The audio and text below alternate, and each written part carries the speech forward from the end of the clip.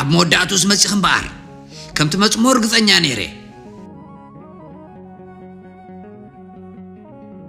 እንቋዕ ብድሓን ናብ መልክዕቲ ወሲና መጻእኹ ኣይከውንን ሰማይ ጸውዕለይ ኣይከውንን ኣይትጥቀሱለይ ኣይትጥቀሱለይ ኣይትጥቀሱለይ ኣይትጥቀሱለይ ተታለኒ ዲኻ ዘለኻ ሃርዴስ ለካነ ታጓል ክትሕዛይ ካልከን ስማ ጥራይ ናብ ዲብጥሑካ ተሳዒርካኩ ድኹም መንነትካ ተፈሊጡ በቃ ኣምላኽ ሓያል እንተኾይኑ ካብ ሕጂ ጀሚረ ክስዕበ ናይ ጥንቋላ መጽሓፍተይ ኩሎም ከቃጥሎም እየ በቃ ሕጂ ከቃጥሎም እየ ሕጂ ከቃጥሎም እየ ከቃጥሎም እየ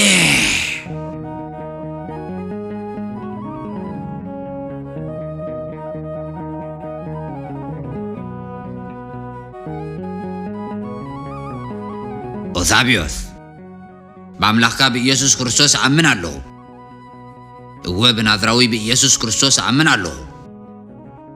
ቆጵርያኖስ ዘይመንዩ በፍጹም ዘይመን አምሮኻ ግን ትክክል አሎ መጀመርታ ጊዜ አምሮ ይጦያለሁ ግን ጠፊ እኮ የዝነበርኩ ካበይ ከም ጀምራልካ ይፈልጥኒ ሉቂያኖስ ኣብዚ እንታይ ትገብር ኣለኻ አቤት ከሕፍካ ዘለኻ እንታይ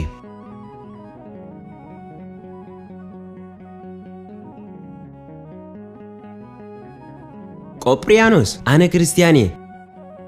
ኣይትፍራ ንዓይ ዝመርሐና ኣምላኽ ንዓኻውን ክመርሐካ እዩ ናይ ኣምላኽ ምሕረት ኣብ ልዕለኻ ከይሰርሕ ኣይትርፍን እዩ ስለዚ ኢኻ ኣብዚ ዘለኻ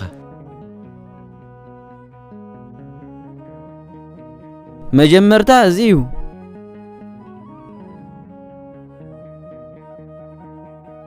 እንታይ ረኺብካ እንታይ ኢኻ ተነብብ ዘለኻ ናይ ዓለም ፍልስፍና ዘይትፈልጥ ነርካ እንተ ትኸውን ናይ ክርስቲያን ፍልስፍና ምተምሃርካ ነርካ ንስኻ ግን ብኩሉ ፍልስፍናታት ካብ ዝረቐቑ ካብቶም ዓበይቲ ተመራመርቲ ሓደ እኮ ኢኻ እንደገና ናይ ክርስቲያን ፍልስፍና ክትመሃር ኢልካ ሕራይ ምቕባልካ ዝደለኻዮ ይኹን ፀገም የብሉን ንስኻ ግን ንእሽተይ መንእሰይ ኢኻ ደስ ኣቢላ ትሕጉሰካ ሰበይቲ ዝመርዖ ስምካ ዝፀውዑ ሃብትኻ ዝወርሱ ቆልዑ ውለድ ዓብይ ፍላስፋ ቆጵርያኖስ ኦ ንጽሕቲ ድንግል ንኽረድኣንን ሓጢኣተይ ይቕረ ንኽብለለይን ካብ ክቡር ጎይታ ምሕረት ለምንልይ ክንቅልጥፍ ኣለና ሞራ ሕጂ ክመፁ እዮም ንሳቶም ከይመፁ ክንውድእ እግዚኣብሔር ይርዳኣና ሞሪናዊ ኣላ ኣይ ናይ ሞሪን ጉዳይ ግደፍ የበጃኺ እዚ ሰሙን እሞ ጠባያ ኩሉ ተለዊጡ ኩሉ ግዜ ተሓዝንን ትትክዝን ማዕፆ ዓፅያ ከዓ ትበኪ ምክንያት ፅቡቅ ገይረ ፈልጤ እግዚኣብሔር ዝሓይሽ ይግበሮ እምበር ተኣዛዚ እየ ከሳልጦ ከዓ ተስፋ ገብር ኣብ ኢድካ ዘሎ ሳንጣ 200 ዲናር ሒዙ ኣሎ ያኽለካ ድዩ እንተዘይከኣል እውን ካብዚ ዓብ ስራሕ ተኻፋል ንኽኸውን ኣይትኸልክልን ንበጃኺ እዚ ጉዳይ ቅድሚ ትንሣኤ ክንውድኦ ኣለና ክብሪ ንእግዚኣብሔር ይኹን ኣብ ጸሎት ክዘክርኒ ድንግል ማርያም ምስ ቅዱሳን ይርድኡኻ እግዚኣብሔር ምስኻ ይኹን ድሓንኩኒ ሕራይ ድሓንኩን ነየናይ ህይወትናዩ ብሩኻተይ ከም ሃፋው እኳ እዩ ንሓፂር ግዜ ተራእዩ ከም እንደመና ይጠፍእ እመኑኒ ወገናተይ ናይ ዓለም ናብራ ከይፈለጥናዮ የታለና ኣሎ ንዘለዓለማዊ ህይወትኩም እንታይ ሰሪሕኩም ንመንፈሳዊ ህይወትኩም ከእንታይ ጌርኩም ሕጂ ናብ ቤቱ ትምለስሉ መዓልቲ እዩ ንሕና ሰባት ወላ ሓንቲ ከይፈለጥናን ከይተዳለናን ብሃንደበታዊ ሓደጋ ክንሓልፍ ንኽእል ኢና እዚ ናይ ዝተሸጠ ገዛ ሰነድ እዩ ከመይ ዝነገር ቁርብ ድንግርግር የብልን ቆጵርያኖስ ኣየናዩ ትዘደናግር እዚ ኣርበልካ ዋጋ ኣዚኳ ውሑድ እንተኾነ እቲ ዝገንዘብ ዋላ ኣይሕጉስካ ግን ተሳሚዕኻ ትሸጠለይ ኣለኻ እዚ እዩ ከዓ ድንግርግር ዝበለኒ እዚ ገዛ ዝሸጦ ዘለኹ ስለ ዘይደልዮ እዩ ፍትወይ እዚ ናይቲ ገዛ ዋጋ እዩ የቐኒየለይ ጎይታይ ወሳዊሳ ኣፍ ደገ ኣሎ ልክዕ ኣብ ሰዓቱ መፂኡ ኣሎ እዚ ወደይ እዚ እንካሓዞ እዚ ኣነ ዝፈረም ኩሉ ናትካ ናይ ነጻነት ደብዳቤ እዩ እዚ ኸዓ ወርቂ ዝሓዘ ሳንጣ እዩ ንመጀመር ንግዲ ኸዓ ኾነካ ይኽእል እዩ ንህይወትካ ዝጠቅም ከዓ እዩ ጎይታይ እንታይ ጉዲለ ኣቐይመካ ደ ዝኾነ የቐየምካነን ግን እንታይ መሲልካ ይቕረታ ግበሩለይ ጽባሕ መጽሔት ገዛ ክርከቦ እየ እራይ ደሓንኩን ከመይ ሓዲርካ ቆጵርያኖስ ከመይ ሓዲርካ ኦሳብዮስ ልካ ኣብ ሰዓትካ መጺኻ ኣለኻ ናይ ደሓን ዲኻ ቆጵርያኖስ እንካ እዚ ንጽጉማት ዓድሎም ካብ ልብኻ ዲኻ ግን ዝወደይ እቲ ናይ መግያፂ ሳንዱቕ ኣምጣዮ እስኪ እዚ ናይ መግያፂ ሳንዱቕ እዩ ኦሳብዮስ ፈታውየይ እዚ ሸጥካ እትደልዮ ነገር ግበረሉ እንግዲ ሓቂ እንተኾይኑ እዚ ነገር ኣይተረዳእንን ነይሩ ብዝኾነ ግን እግዚኣብሔር ይሃብካ ፍጹም ምእንቲ ክትከውን ዘለጥካ ሸጥካ ሰዓበኒ ዝብል መጽሓፍ ቅዱስ ስለ ዝሃብካኒ ንዓኻ እውን እግዚኣብሔር ይሃብካ ንእግዚኣብሔር ክስዕብ ወሲነ ኣለኹ ክጥማቕ ስለ ዝደሊ ናብ ጳጳስ ውሰደኒ በጃኻ ሕራ ይብለኒ ኦሳብዮስ ሓሳበይ ኣስመረለይ እዚ እዩ ታሪኸይ ቅዱስ ኣቦና በጃኹም ቅዱስ ኣቦና ነዚ ሓውና ገለ ምኽሪ ሃቡልና ስምዓኒ ዝወደይ ናይ መጽሓፍ ቅዱስ ትእዛዝ ምፍጻም ጥራሕ እኹል ኣይኮነን እቲ ቐንዲ ነገር ካብ ልቢ ዝመንጨወ ጣዕሳ እዩ ናብ ሓጢኣት ንዘይምምላስ ናብ ሰይጣንን ናብ ትኽፉእ ስርሑን ደጊምካ ንዘይምኻድ ንነፍስኻን ንኣምላክካን ቃልእቶ ይሁዳ ምስ ጐይታን ሃዋርያትን ሓቢሩ ዝነብር ዝነበረ እኳ እንተኾነ ብሓንቲ ለይቲ እዩ ዘለዓለማዊ ህይወት ዝሰኣነ ብኻልእ ሸነኽ ከዓ ምልእ ህይወቱ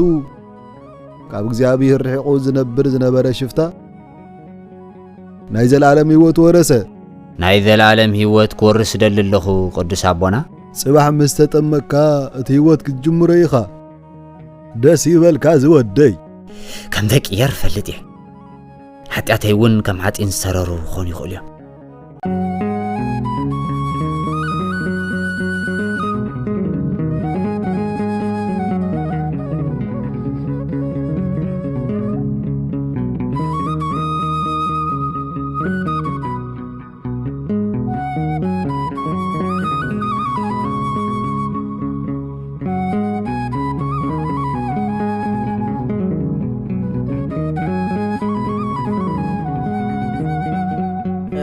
زفرح صلمات كوينا من النتايد اللي علخو عالم كوش اي وصاتن كتصو عني سغيل اللخو نبين يطرح كنبر دلخو جينا حطيات كسرح جينا بقيقا من قدك بقعاص نفسي كان برام مكرام سيقول ديك خون مودعتاي سيقول ديك خون متاويه الساعة نبلبال ديك خون حجاي الساعة نبلبال ديك خون حجاي عبزة فرح صلمات كوينا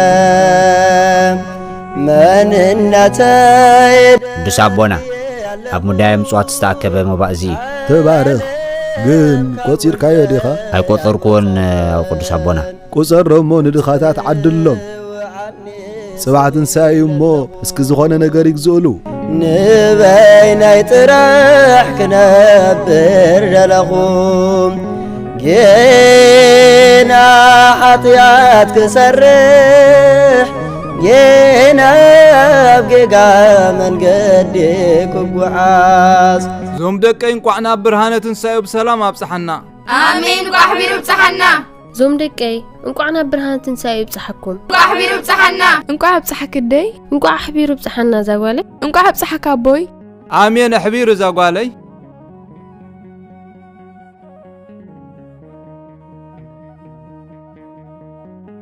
أبوي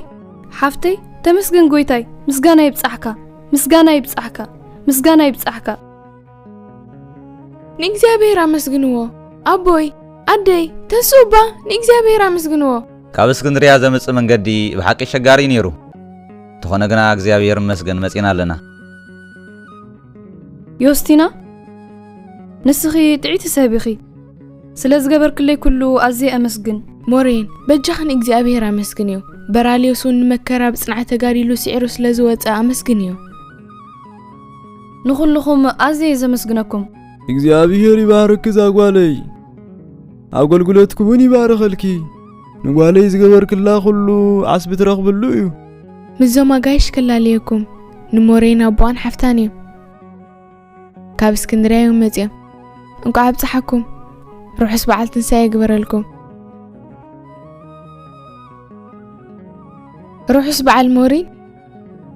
በሉና ማዕድ ነቕረብ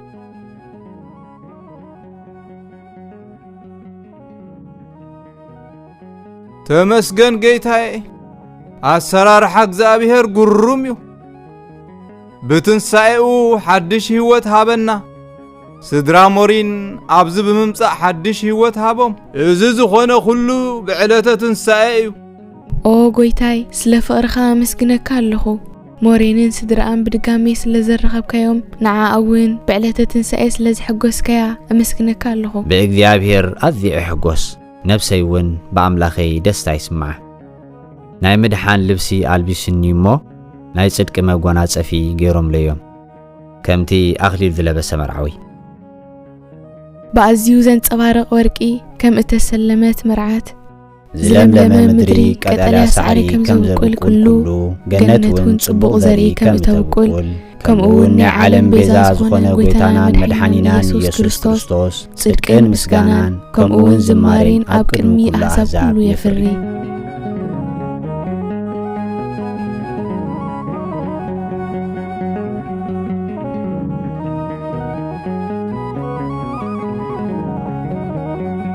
يوستينا ጽቡቕ ስራሕ እንዳስራሕትን ንኻልኦት እውን ናብ ሃይማኖትን እንዳምጽት ዘመናት ሓለፈ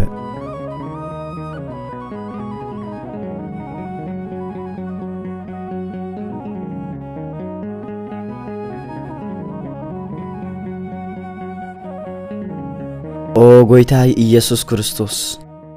ስለ ፍቕርኻ ኣመስግነካ ኣለኹ እዚ ኩሉ ዓመታት ስለ ዝተዓገስካንን ሓድሽ ህይወት ስለ ዝሃብካንን ኣመስግነካ ኣለኹ ብጸሊም ነጥብታት